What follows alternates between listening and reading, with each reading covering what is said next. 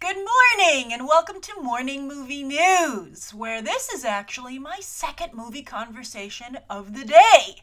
And that's because this morning I was very honored to be a guest on Blastr's podcast, Who Won the Week, which is brought to you by the Sci-Fi Channel. So Adam, Aaron, and Danny, whose podcast it is, had me on this morning. We filmed it, we recorded it in 30 Rock, and we're talking about, let's see here, DC Rebirth, Captain America #1, the very controversial Captain America #1 that we discussed yesterday, and then also our thoughts on the new X-Men movie, X-Men Apocalypse. You know how I feel about it, but everyone did not agree during the podcast. So that's actually going to go up later today. I'll be sharing the link on Twitter. I hope you'll all tune in. I think it was a really fun conversation. But there's also a link down below in the video description to the Who Won the Week website, specifically where they post those podcasts.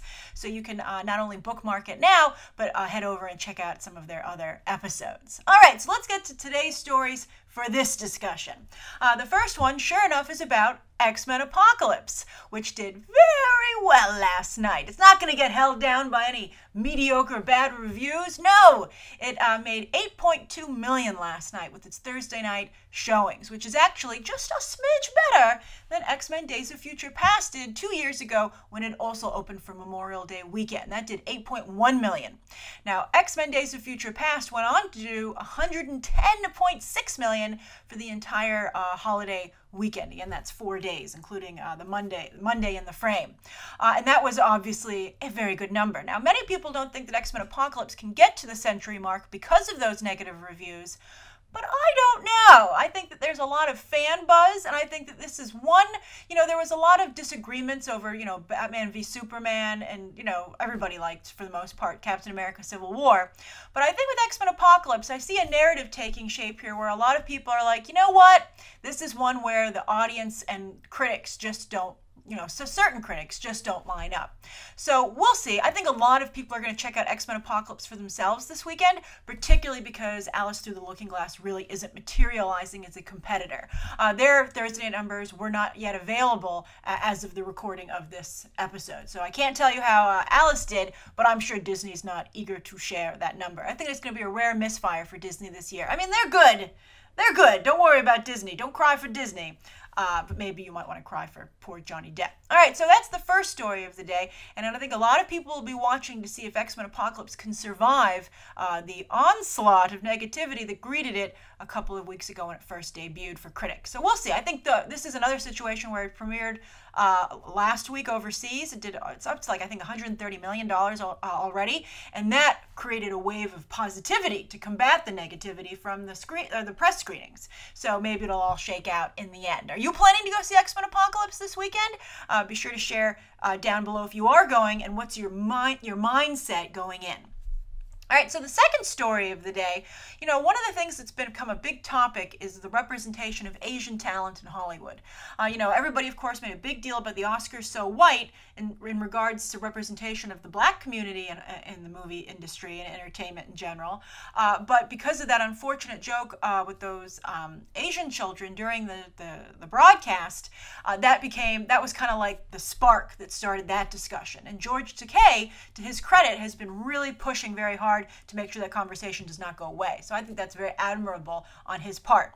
And then, of course, we've had the whitewashing conversation, which has also fueled this whole debate with not only Ghost in the Shell, but also Doctor Strange. So interestingly, the rest of the two stories that we have for today deal with Asians in cinema. And I think that these are very promising developments. So the first story is about The Rock. And he has come up with an idea for a movie with his Central Intelligence director, Rawson Marshall Thurber, to do Die Hard, but in China. So that's a way to supercharge that movie's box office prospects. The Rock does very well internationally. San Andreas, huge performer last year at the worldwide box office. But then if you have it take place in China, and therefore there will obviously be a lot of ideally Chinese people in the movie, then it would do even better in that region. And China can funnel quite a bit of money into a movie's box office coffers. So this is the pitch. I think it's a risky pitch beyond The Rock in China. The Rock in China to me is a great pitch, but then when you start to get a little bit more detail, I become a little bit nervous. So the movie's called Skyscraper, and basically they're pitching it as The Rock in China doing Die Hard. I wouldn't want anyone to compare my movie to Die Hard because Die Hard's just so perfect. If you want to see a really well-constructed blockbuster at every level, watch Die Hard, right? From a directorial standpoint, a screenplay standpoint, everything. It's just really well, it's really smart.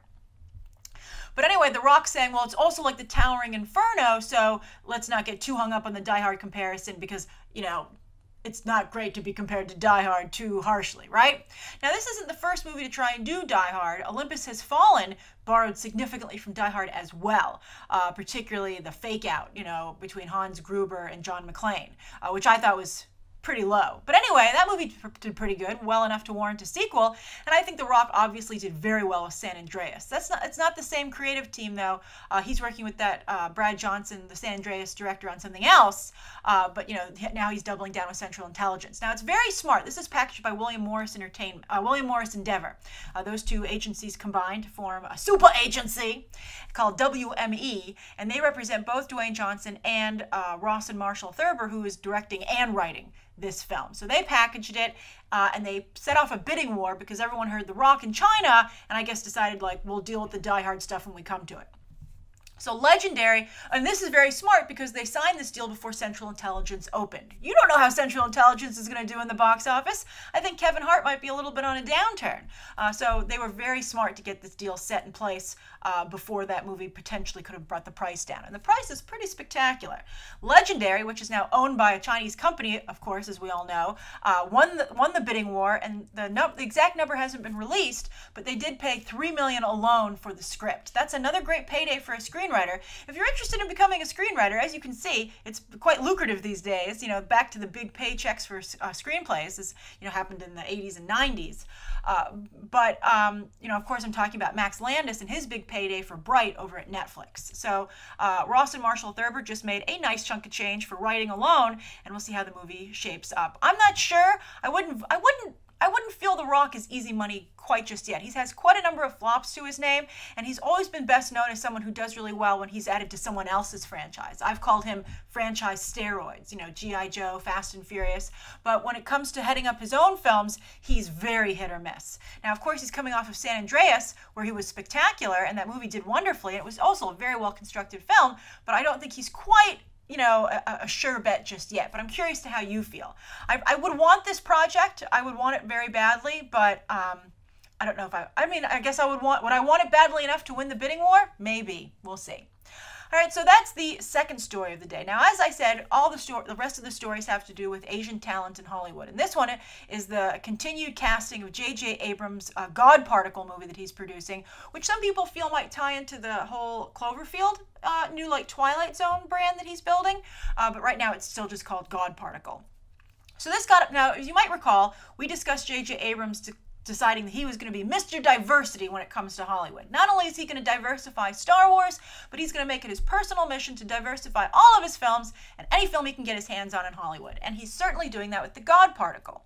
Now, David Oyelowo and Gugu Mbatha-Raw were added to the cast, and that was a big deal to put them in there, you know, and not in a tokenistic way, right? Or to be the comedic relief, right? I mean, that's, of course, how Will Smith got his big break with Independence Day. But, of course, Will Smith then very, very well became his own brand, you know, which was not just, you know, there for comedic relief. Although Will Smith, you know, wears many hats, although maybe not quite as many hats today. But anyway, it's unusual still, you know, to see diversity in, you know, lead roles. That's still something that Hollywood is working on. So it was a big deal that they were cast. And there are some white actors in addition. Chris O'Dowd, Daniel Bruhl from, of course, Zemo from Civil War, and Elizabeth Debicki, who was just in The Night Manager playing Hugh Laurie's girlfriend, but also is in the upcoming Guardians of the Galaxy. So they're all in the cast, and they're playing a team of international scientists out in space. But they just added a new actress, and this is the big deal, Zhang Ziyi, who, of course, became very well known when she debuted globally in Crouching Tiger, Hidden Dragon. She went on to do Memoirs of a Geisha, Rush Hour 2. Didn't really take, though, especially in the West as an actress. She's continued to work in China. She's a name there. And she was in The Grandmaster recently. You might have seen that. I saw it. I thought she was very good in it. In fact, she was so good, I was like, why doesn't she work more? So I'm glad to see her getting some more work. And I think that I think it's a good idea to have this international team. I'm interested in the property. I thought that 10 Cloverfield Lane was quite good, far better than Cloverfield actually. Although Cloverfield, had its own purpose. But what interests me about this is that there are a lot of space movies these days, right? We just had The Martian, which had its own quasi-international team to some degree. They had a Russian guy on there, basically. It was a diverse film, very diverse. I like that quite a bit. But, the actual team of astronauts weren't as diverse as one would imagine. Sebastian Stan was in that movie. The Marvel people are everywhere. But anyway, we have that trailer that just came out the other day, The Space Between Us, about, another story set on Mars with a bunch of astronauts. So I wonder by the time God Particle comes around if it'll seem as fresh and new as perhaps it might have seemed in the initial pitch. But we'll see. We'll see what happens. I like the cast quite a bit, and I think that many people would. Everyone in that cast is likable. All right, so those are the 3 stories of the day. Now, speaking of casting, Winged Zero had some really good ideas about casting X-23. So Winged Zero says, and tons of emojis throughout this, I loved it. So Winged Zero says, "Hi Grace, question. Who was your choice to play X-23? For me, Saoirse Ronan came to mind.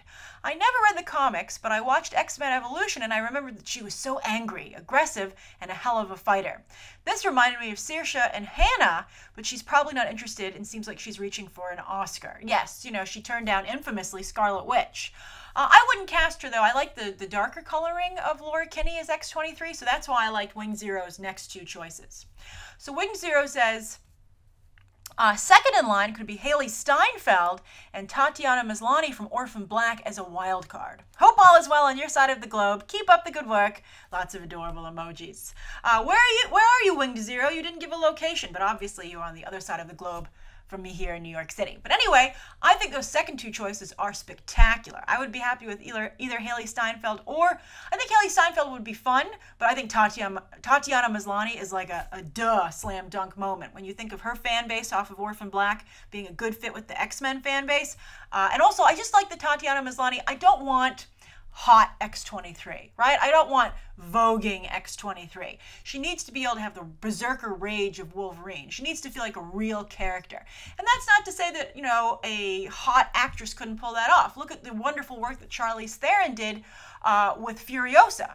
However, it's hit or miss. It's tough. Models often don't make good actresses, as I always say. One of the smartest things Tyra Banks said is that models are so self-aware that they can't lose themselves in a role because they're trained to be that way as models. And that actually worked for Rebecca Romijn in the X-Men series as Mystique because she was more self-aware of how she had to look and her body language, and that's actually hurt the more natural performance of Jennifer Lawrence as Mystique. But anyway, here I think that why not take an actress who is very cool, very likable to both men and women, and has a strong, similar fan base, crossover appeal, and put her in this role. And she's been up for a lot of stuff. She almost got into Star Wars Episode 8. I mean, she's right on the cusp of getting that big Hollywood blockbuster role. And I think for X-23, she could do something really interesting with it. Now, I'm sure whoever they pick, hopefully they'll do a good job.